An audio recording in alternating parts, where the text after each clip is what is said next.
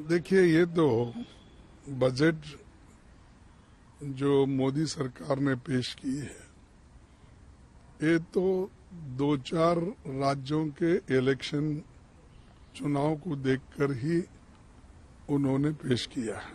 तो ये तो इलेक्शन स्पीच है और वो इलेक्शन स्पीच 15 दिन पहले से ही शुरू किए हैं और उनकी जो जो बातें बाहर उन्होंने कही है वैसे जुमले इस बजट में डालकर वो उन्होंने पुनरुच्चार किया उसका। और दूसरी चीज, बजट में सबसे ज्यादा प्राथमिकता होना चाहिए था जो आज इन्फ्लेशन बढ़ रहा है, महंगाई बढ़ रही है, उसको कंट्रोल कैसा किया जाए वो उसमें नहीं है। और जो आज अनएम्प्लॉयड यूथ है उनके नौकरी के लिए एम्प्लॉयमेंट देने की बात उन्होंने नहीं कही। हालांकि पहले तो उन्होंने ही कहा था कि हमने हर साल 2 करोड़ नौकरियां हमारे युवाओं को देंगे। तो उनके 18 करोड़ नौकरियां कहाँ हैं? उसके लिए कौन सा बजट है? तीसरा, जो सरकारी वैकेंसीज है वो भरने के लिए भी उन्होंने इसमें कुछ नहीं कहा। और जो 30 लाख वैकेंसीज भरना है उसके लिए तो बजट का प्राविधान होना चाहिए, वो भी इसमें नहीं है। उसके अलावा गरीबों के लिए जो हमेशा पहले से आता था, उनको जरा नरेगा के लिए जरा वो बहुत ही पॉपुलर स्कीम रहने की वजह से रूरल के हमारे किसान मजदूर को उसका लाभ होता है। उसके लिए उन्होंने इसको बहुत अलग दृष्टि से देखा था।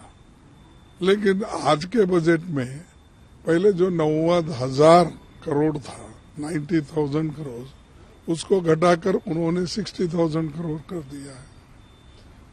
तो गरीबों के लिए भी कुछ नहीं है, अनएम्प्लॉयड के लिए कुछ नहीं है, महंगाई कंट्रोल करने के लिए भी कुछ नहीं है। ये चीजें तो एक तरफ है। दूसरी तरफ जो रूरल में वहां भी अनएम्प्लॉयमेंट है, डिस्ट्रेस है, लेकिन अर्बन युवकों के लिए नरेगा जैसी योजना लाने की बात पहले भी उन्होंने की थी, उसका भी कोई इसमें जिक्र नहीं है। और किसानों का जो उनका जो इनकम बढ़ाने का था वो उसका भी कोई इसमें जिक्र नहीं है। एमएसपी का जिक्र इसमें नहीं है। फिर कौन से गरीब के लिए ये बजट बना है? मैं समझूंगा जो अमीर लोग हैं उनके लिए। और इनकम टैक्स हमने 5 से 7 लाख कर दिया। भाई, इन्फ्लेशन इतना बढ़ गया है, कोई 2 लाख कोई बड़ी राहत नहीं। आज जो जिसकी सैलरी 60-65 हजार रुपये है उनको ही थोड़ा कुछ राहत मिलता है, लेकिन दूसरे किसी को नहीं है। वो भी अपने हिसाब से उन्होंने किया कि मिडिल क्लास को कैसा अट्रैक्ट करे। उनके पार्टी में चर्चा हो गई कैसा अट्रैक्ट करे और वो दूसरे ट्राइबल वोट्स लाने के लिए क्या कोशिश करे, शेड्यूल कास्ट के वोट्स को क्या कोशिश करे। जो ये इलेक्शन स्ट्रेटेजी करके उसके तहत जो उनको फायदेमंद होगा उसी के तरफ ध्यान दिए हैं। लेकिन कहे तो ये है, लेकिन शेड्यूल कास्ट के बच्चों को, शेड्यूल ट्राइब्स के बच्चों को पहले स्कॉलरशिप मिलता था, उसका भी जिक्र नहीं है। माइनॉरिटीज के लोगों को स्कॉलरशिप मिलता था, वो भी बंद हो गया, वो भी इसमें भी जिक्र नहीं है।